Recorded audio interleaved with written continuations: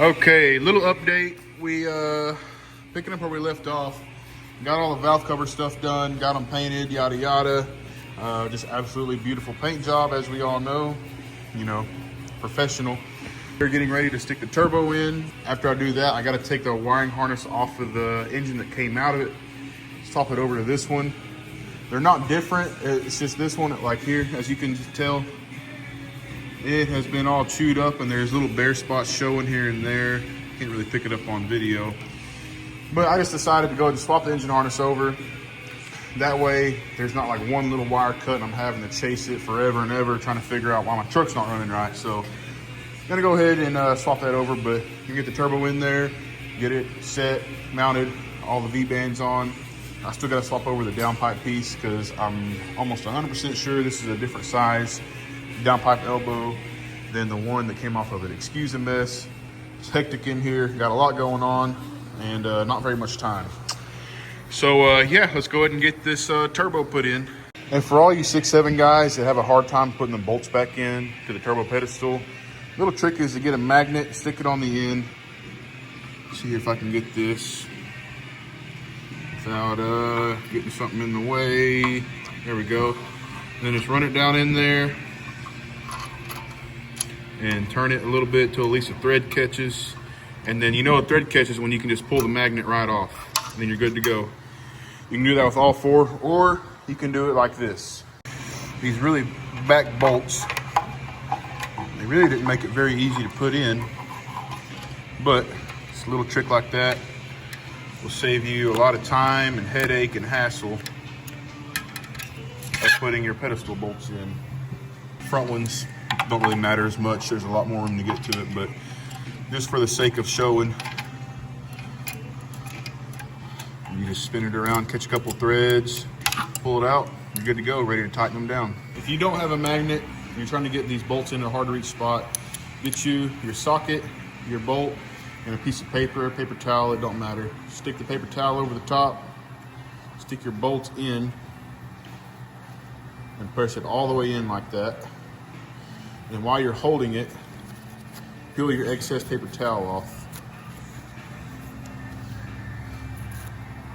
And that is how you would hold a bolt on if you don't have a magnet. Remember, you always want to torque these down to the correct spec because you don't want your bolts coming out or being over torqued. So correct spec's about that much.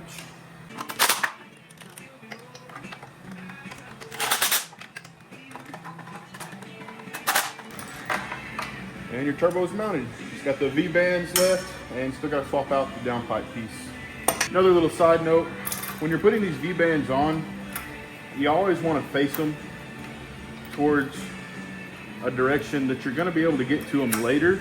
So I always like to do these, switch them around to the other way, because it's more than likely the next time I do this, it'll be putting aftermarket turbo on there.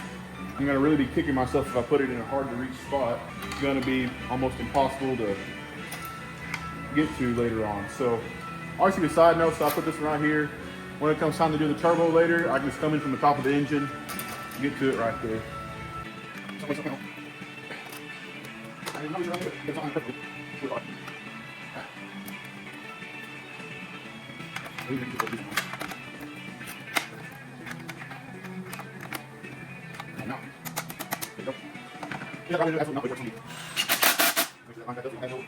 Same for the lower V-band. This one's going to be more of a pain, so you really want to pick a good spot for this one.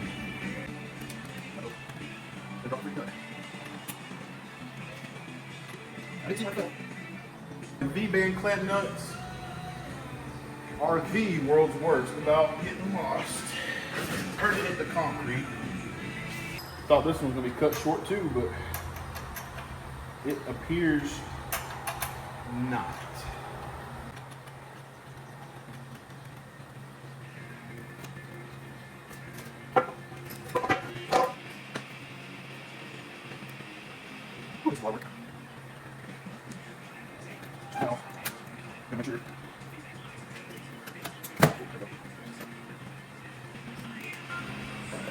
Yep, that's a different size, so this one will be coming off. And these are always a pain in the rear to come off because They're a weird style clamp. You never want to come off the right way.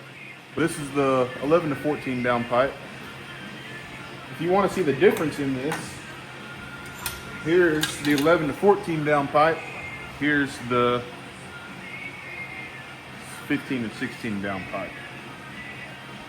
So I probably will end up having to change this piece also, just because it is a different length that way. But we'll see.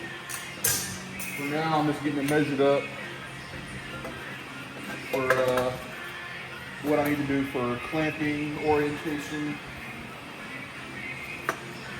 So that's going to be like that. So what I'm going to do here, I'm going to knock this clamp this way.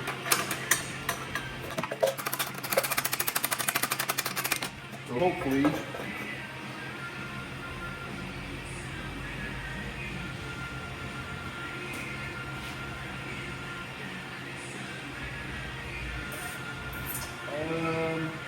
actually I'll go a little, oh yeah, we'll get to it like that.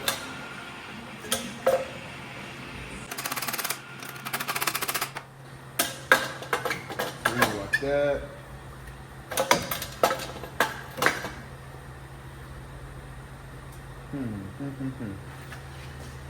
Let's have a look at it here.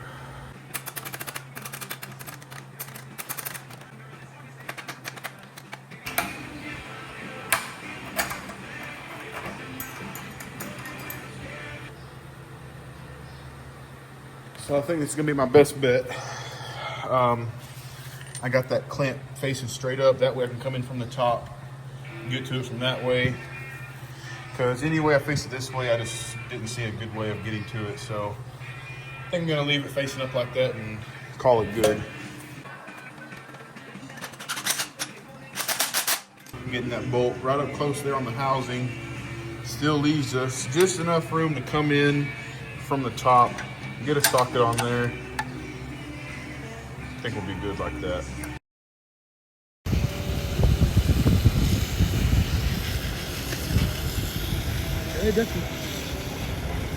So what we're doing right now is a little bit of preventative maintenance, supporting mods.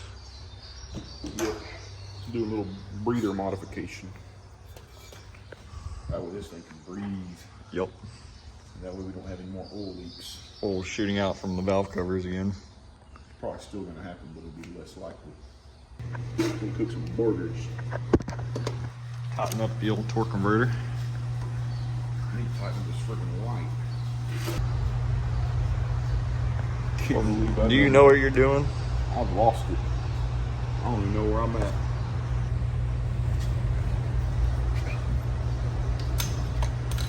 Okay, yeah. I was wondering why I had so much compression. Corbin? Yeah. We honestly don't have much left. Nope, I gotta put the AC compressor on, starter.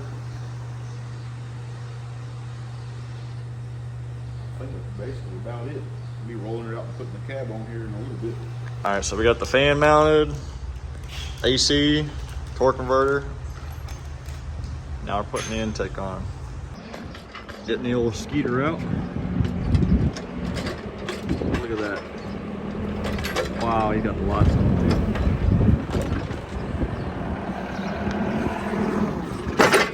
What we're gonna do here is mess up the bumper. First time seeing it out in the sun. Not bad for a spray paint job.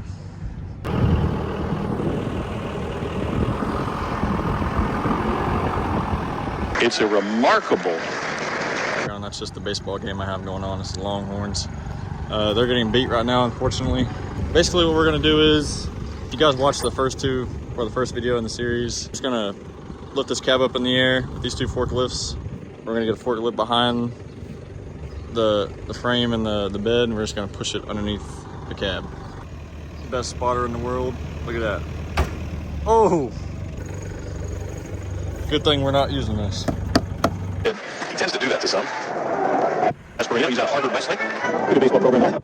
Outfield for the Cubs. Pete Crow Armstrong. How about my college catcher, John Schaefer? If you could get to second. Usually, lefties were easier to steal. and your labor. Kobe, you want it? Huh?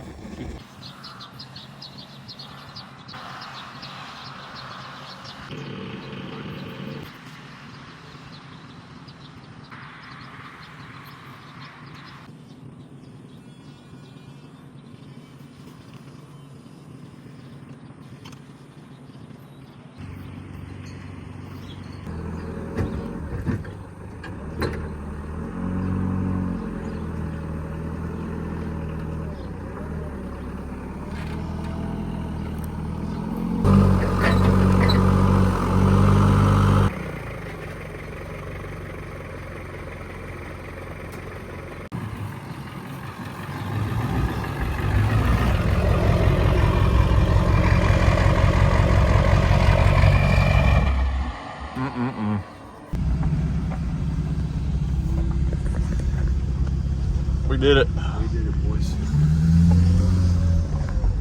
Sucker's running. King Ranch.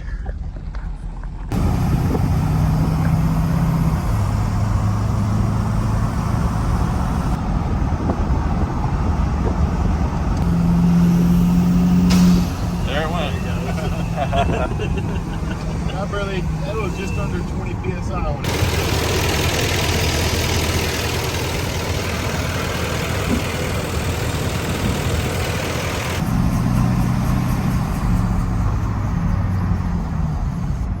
It rides pretty good. It does ride really good. Honestly.